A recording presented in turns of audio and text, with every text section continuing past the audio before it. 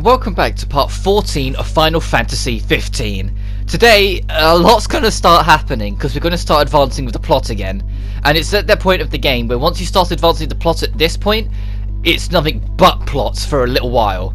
So, you're going to see a lot start happening these next few parts, because we're not going to really be able to do anything else.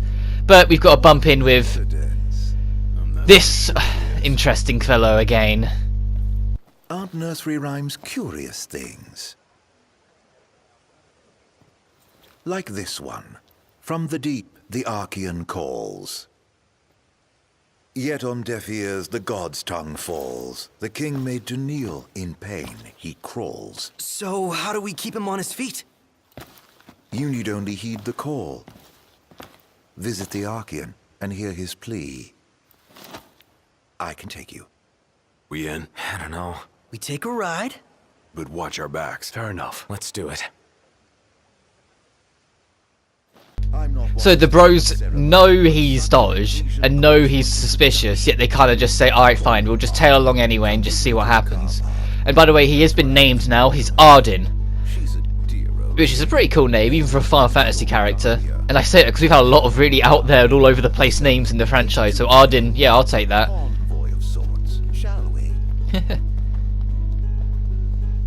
And we actually get to, this is the only time in the game you'll be wandering around with Arden, so make the most of it. You're never going to have Arden in this close proximity of you, casually walking like this again. And to be fair, his ride's not too bad. I mean, eventually, I forgot, I tried to take a photo of Arden while I'm here.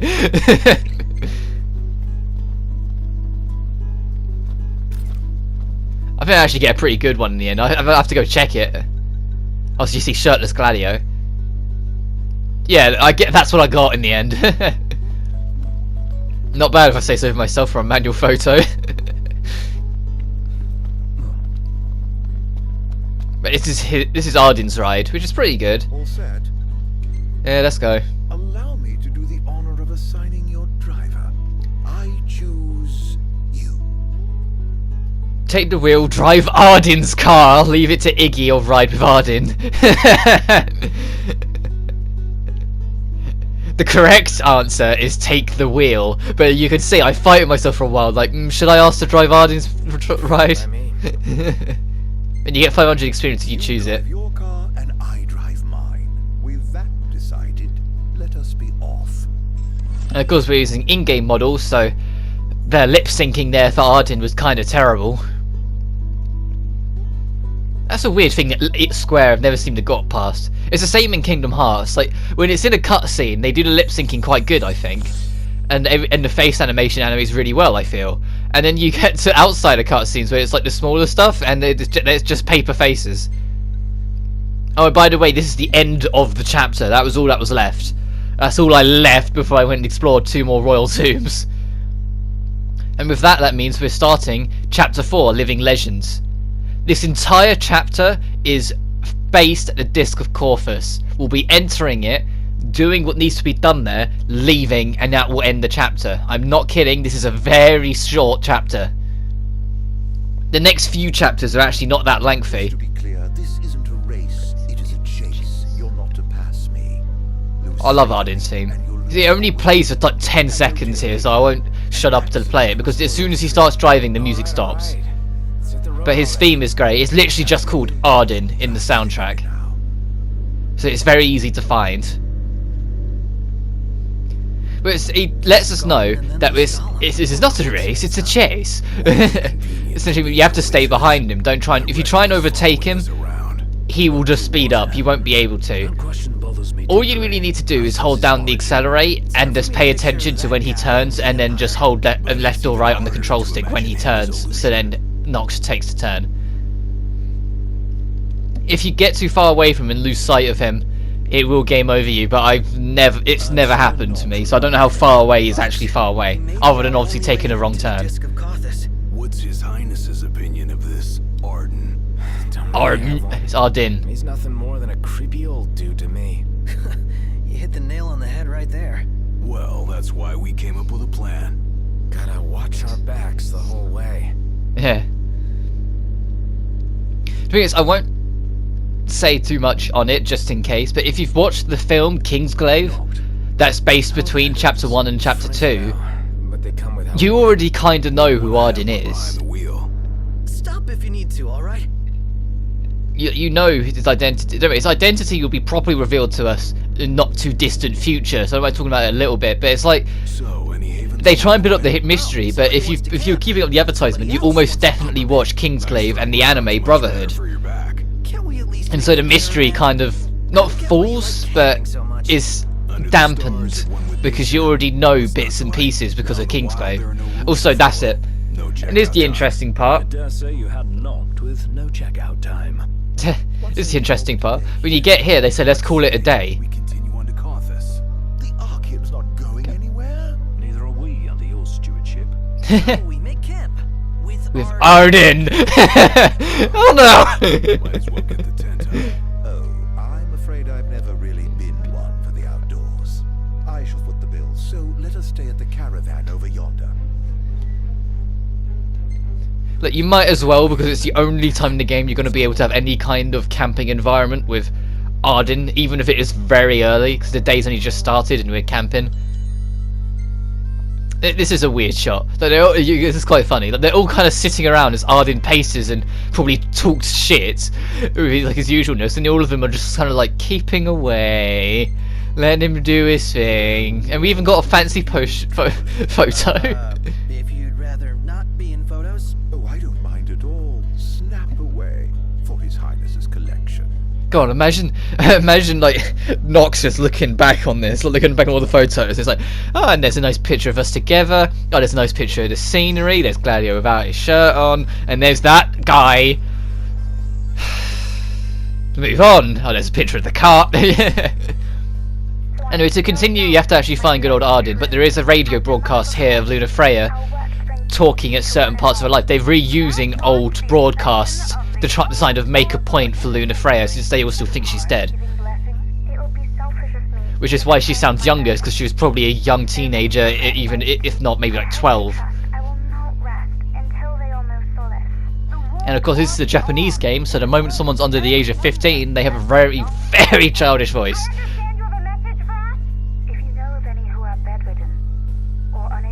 And you come here, the voice is getting a little bit deeper because it's showing later broadcasts now. I follow my calling.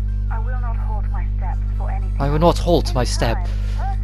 She's so royal. She's more royal than Noct, and Noct's a prince. Well, technically, he hasn't had like the swords on shoulders and whatnot, but he's still technically now the king, since the king is dead. He's the next in line. But he's not very kingly, so I think everyone will continue to refer him as prince until he grows up a bit.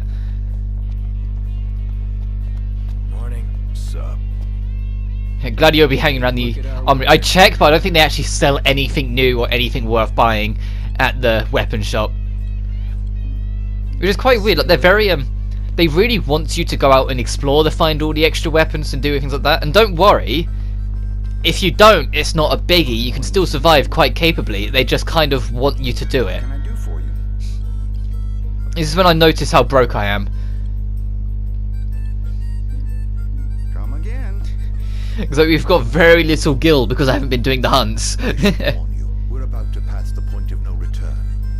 When Arden says this, he says it in a jokey way because you're approaching the disc, and once you're in the disc you're kind of there until you're done with it. But it's also the game's way of hinting at you that a lot's going to happen and you won't be able to just easily, freely explore the open world again for quite a while. So keep that in mind. If there's anything you want to do, go do it before accepting this from Arden. Tapping into the meteor's power was a genius. Yeah. Can you even go near that thing? They harvest fragments found nearby. Pieces that broke off when the meteor Yeah, Probs makes a very valuable point. If it's like a burning hot meteor, how close can you get? And he's still there, holding the thing up. Guess Good he old never Titan. misses leg day. Or any day for that matter. His unceasing toil and the meteor's might form the tenets of worship for the locals of Disguise. Makes you wonder what it's like down there at his feet. That's the point. If something was to happen to Titan or the meteor, would like a major chunk of Where we're going. All the camp world's failed like out. supply of power like vanish, since they harness the power for a lot of shit? I think they use the meteor, the disc of Corphus, for a lot of shit. Oh no. Like, it's the main driving force of everything. Well, not everything, but most of the things that power this world. Spoken like a true photographer. As they say, better to try and fail than never to try at all. So I know Lestalum's powered by the meteor because they make a point of telling you about that they harness power and then use it in the factories. Do what you gotta. So that's like, and Lestalum's like the biggest city in the open space you can explore, because you can't go back into Insomnia City for obvious I don't reasons. see why they shouldn't. Even if they couldn't, he'd still be alright. Yeah, Iggy's eyes ain't that bad. Oh, Yeah. really? Yeah, my vision is passable without corrective lenses. Then why not take them off sometimes? Well, You don't get it, huh? Ignis likes his world to be crystal clear. indeed. I've been one for ambiguity. Ignis values his vision above a hell of a lot, it seems. That's why I kind of shut up for a second. I didn't want to cut it off and make it a proper cutscene. I just wanted to shut up and highlight that little trivia of Ignis, because it is a little interesting. How's it feel being away from the wheel? Positively frightening. What are you saying? That I'm no stranger to His Highness's Highness's- driving habits. Appreciate the confidence. Read a book. It'll take your mind off it. I'd rather keep Yeah, my eyes on Gladio never seems afraid of whoever's behind the wheel. He just sits in the back seat and chills. Driving. This is an odd bit. You're going to see me stop because I assume we're stopped, but no. Look, eventually you'll see I realise, and so hold down the accelerate again, So, like, and then the game forces you to stop. better not be a setup. Have I given you reason to doubt me? Yes. Don't really inspire confidence. Yeah. Not very straightforward. Hello, it's me. Be so kind as to open up. Now this was huge red flags for me with Arden, but if you hadn't already got like a million of them, there was another one. Why does the Empire just let him through when he says it's me? Your audience with divinity. He's either good friends with the Empire or a member of the Empire. Like that's the two easy solutions to this. So that's immediately okay, he's dodgy because the Empire is the enemy. The Niflheim Empire, they're not our friends. They're the guys who like got the king killed and destroyed Insomnia and completely took it over to win the war and take the crystal. Don't you think? So don't worry about driving off any edges or something like that. You are still like on an auto path when you drive through it, so just hold down the trigger and don't worry about it. Really knew his stuff about nursery rhymes. Yeah, nothing creepy about that. Yeah. The game will directly stop you when you're at the point you need to get out, so don't worry about it. Which I believe is like just through this tunnel here. So we keep going this way. Then we'll find Now out in the what Disc of Empire's Corphus, up to. where we'll be spending the rest of today's part, really. And we get a random load screen there. Which is, I spin the camera around like, what was that?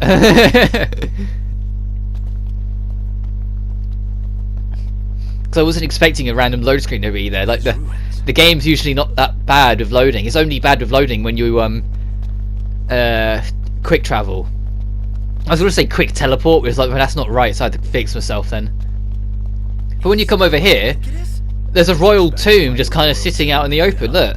Would be a shame not to grab that power, Highness. And it's the Mystic. Go. You know, the weapon that we used in part 13 when we did the Terror Quest. So I told you it was only a slight tease. And I didn't mind showing it because I knew it was coming very soon. Ooh. And you've already seen the Mystic in action, so I don't really need to show it off. But yeah, did I say that? I haven't shown off most of the royal arms. I only need to get around and doing that. Because the moment you get the shield, there's no real reason to use any other until one specific one much later in the game. Once you get it, a cutscene will kick off immediately. Get away! Quickly! He says, "Get away quickly!" No one moves.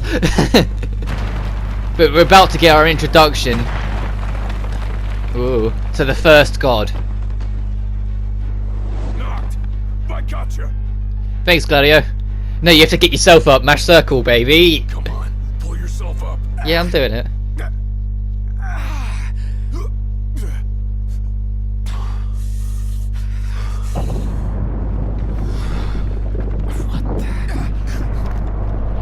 There he is. One of the 6. The first we meet. Titan.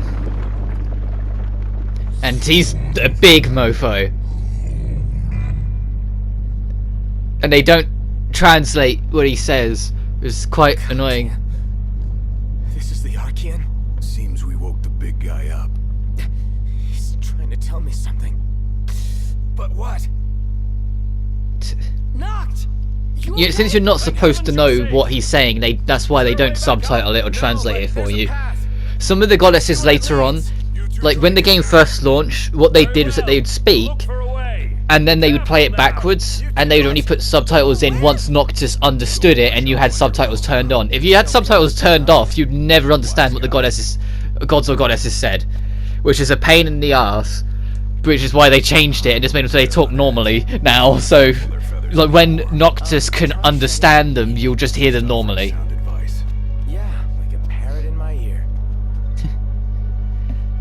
And they make a point of noting that in certain parts of the floor you can see it's almost got like a molten effect to it. Standing on it will put you on the burning status effect, which means your health is it's just a glorified version of poison. Yeah, it just doesn't halt your progress. It's just constant like nickel and dime damage at the back end of everything you do. Whilst poison can actually like inflict stun on you every so often as well, which is really painful and annoying, where you'll just randomly stop because you're hurt by poison. So yeah, just take it as a weaker poison. It's the easiest way to do it. Yeah, bring it on then. And we get to have a little bit of showtime, just me and Gladio, which means that's even more experience that just these two are getting.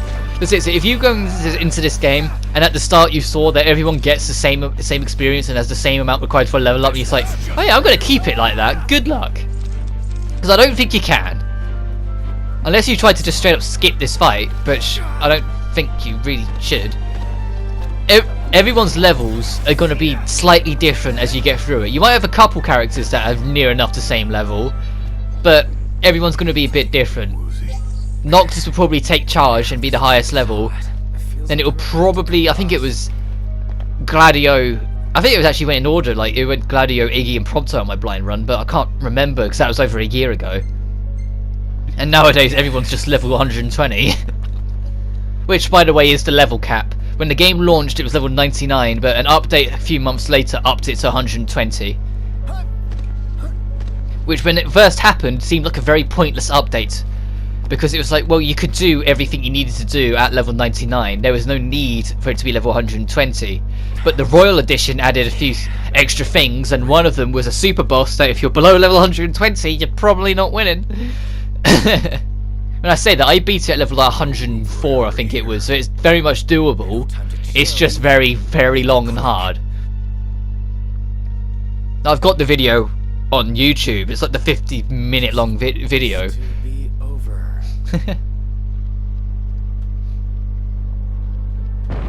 Ooh.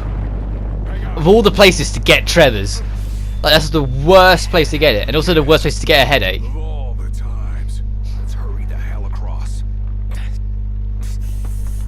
Like, it's pretty safe to guess that the headaches have something to do with the gods, that they're becoming stronger the stronger we get to Titan.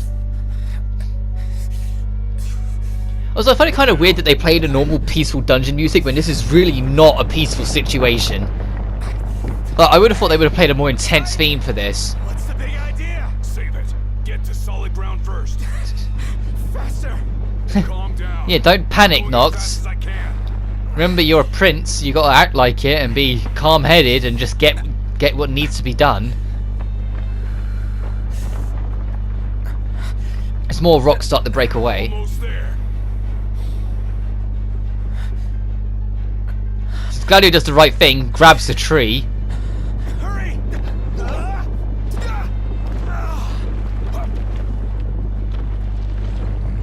And Gladio is proving his worth as the king's shield. At times determined to grab us. Hate to see how he treats intruders. You want to Yeah. So do I. Glad the feeling's mutual. Let's move. Alright, take a shot. And then the music just cuts back to peaceful again. It's like, what? There's no reason to. And it just gives us a Mega Phoenix, and it also gives us a Mega Elixir here, which is the implication a big boss is on its way. I'll take a wild guess who it is. Sick of this endless walking. And I'm sick of your endless whining. Calm the hell down. Get off my back. Are you a man of royal blood? Or aren't you?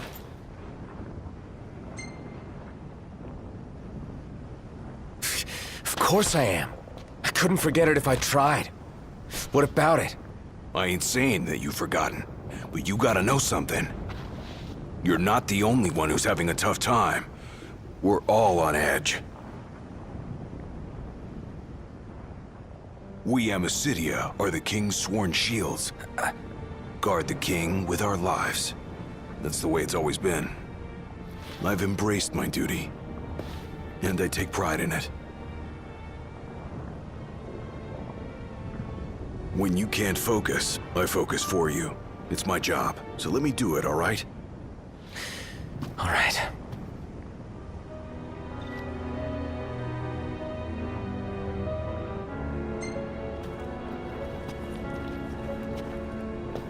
Sorry, but I had to get it out. Come on.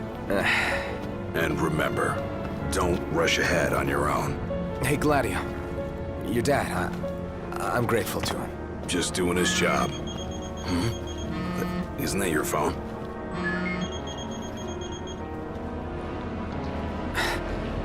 Ignis. You're safe. Good. Listen, Imperial troops are near.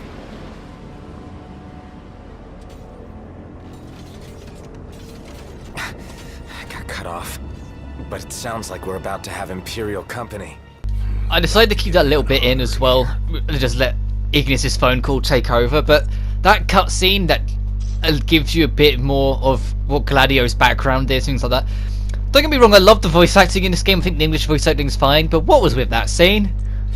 Like, no one seemed to have any real emotion in it. Like, especially Noctis, he's just been grabbed and and instead of going, get off my back, he's like, get off my back. Like, this is... I don't...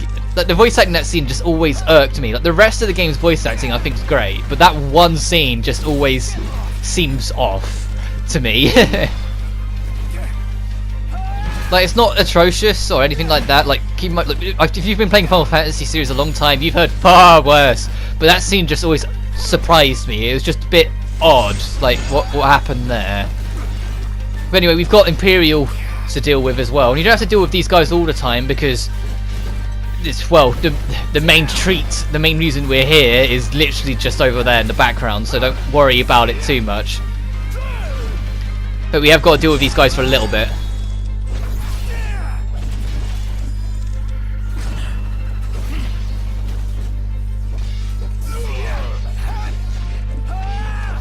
There's not much to say, it's just more Magitech troops. We've played this game 100 times already, dealing with the Magitechs. And it gives you a hefty amount of experience for some reason. I say that, if you've done the optional dungeons like I have, you've had a lot more, but for main plot-wise, that's a hefty amount. And it wants you to go up to the end here, but we're already here. So yeah, you see me like fiddling my thumbs a little bit. I'm here! Before we get to try and talk to Titan.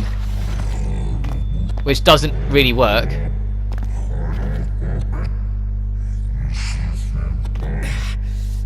What the hell is it you want? Quit screwing with my head! You gotta be kidding me. Whoa. And then the awesome music kickstarts and the boss fight begins. Fend for your life! You serious? This entire fight is a survival mission, so make the most of it. Whoa.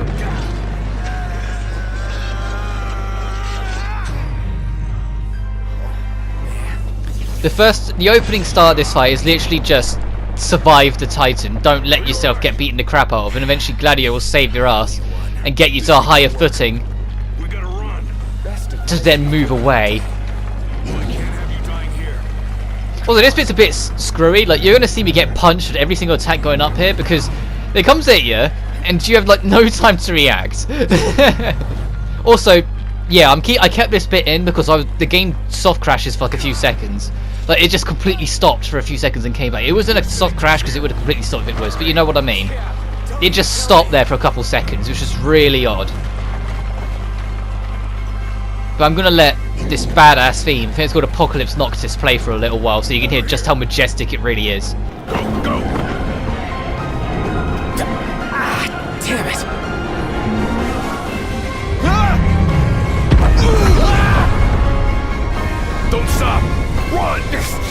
just won't quit.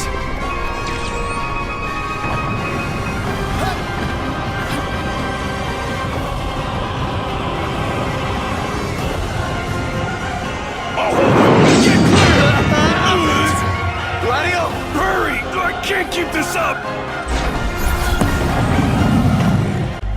And so begins the real fight with Titan. Titan is level 25 with 213,000 HP. He has 580 strength, 76 vitality and 99 spirit. He is completely neutral to everything, every single weapon and every single element, meaning you're just wailing on him with whatever you have and making the most of it.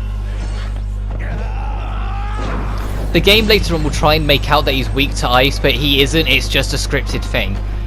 It literally, because on the statistic grid, it's 100% normal damage of every single type of weapon and 100% from fire, ice, lightning and light. He is immune to all kinds of instant kills, but once again, the reason why I rarely mention the instant kills in these, you don't have access to them at this point in the game. So there's no real point mentioning it.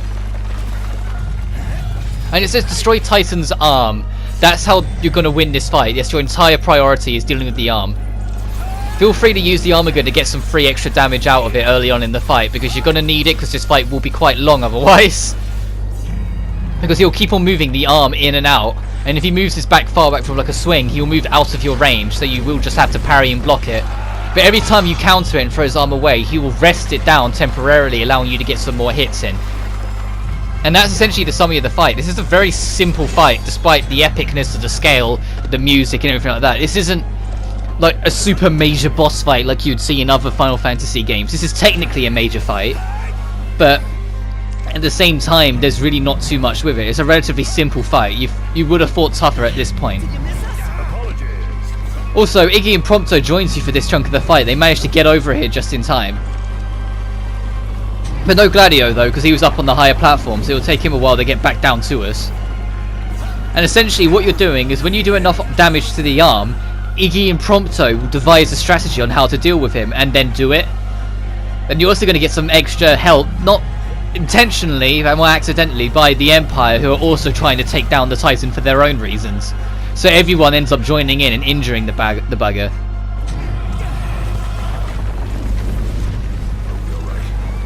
And there's Gladio.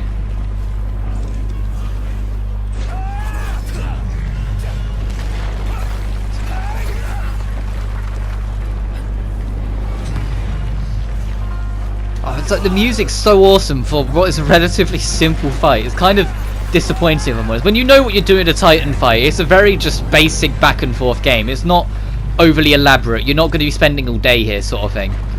But every so often this will happen, allowing you to go all out. And now you've got the whole team. It introduces the Armiger chain. If you hit both the bumpers, so L1 R1 or LB RB if you're playing on Xbox, when you're in Armiger, the entire team will join in, use the weapons at your disposal to go all out on them. The more pieces of the Royal Arms you have, or more weapons of the Royal Arm you have, the longer it goes on for, the more damage you get out of it. But they introduce it here, and you can now use it anytime you have the Armiger. It's very finicky as when it activates, because sometimes it'll come up with the command, but when you press it, like you saw earlier when I tried to press it, I was just spamming both L1 and R1 together until it connected, because a lot of the time it doesn't.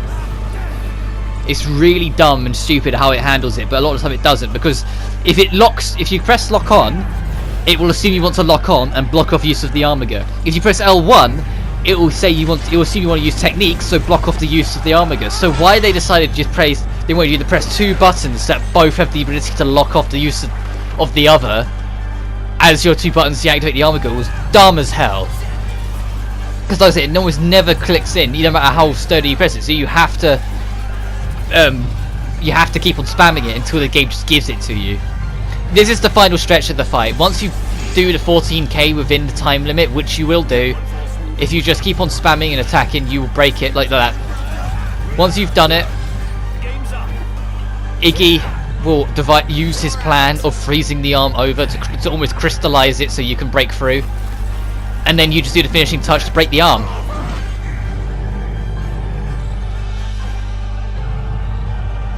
And that ends the fight. Quite a lengthy old fight, but that ends it. We all still here? Yep, still And Iggy and Prompto get the experience, but we don't. I think that's to try and compensate for all the experience Gladio and Noct got. What is it now? And he gets back up. He's winding up! For the big one! For the big one!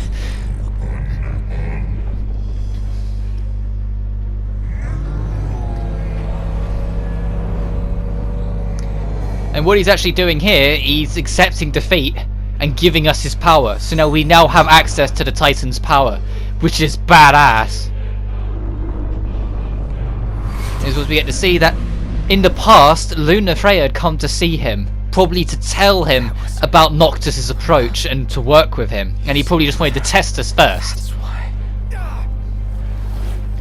But now shit's going to start getting more dangerous again, so I'm going to leave the cutscene play. To do its thing, essentially. I kind of stumbled on my words there, but you know what I mean.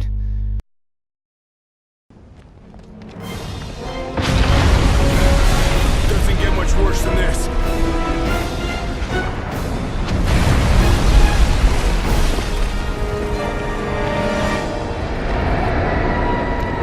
The Empire! Now?